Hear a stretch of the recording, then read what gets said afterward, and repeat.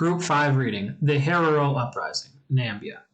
What is now modern-day Nambia in Africa was colonized by the German Imperial Empire in 1884. German settlers began moving to Nambia and removing native peoples off land they had held for generations. In addition to stealing native land, Germany was incredibly oppressive to the native peoples of the region. Oppressive means cruel, unjust, and extreme harsh treatment of those under your control.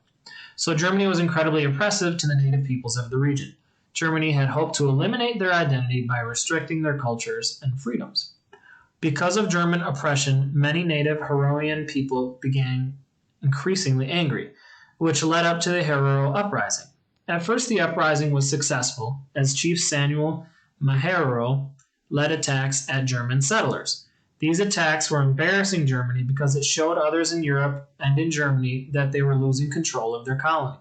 Germany would respond very violently to the uprising by ordering the execution of any male Herero. This led to what many considered to be the first genocide of the 20th century.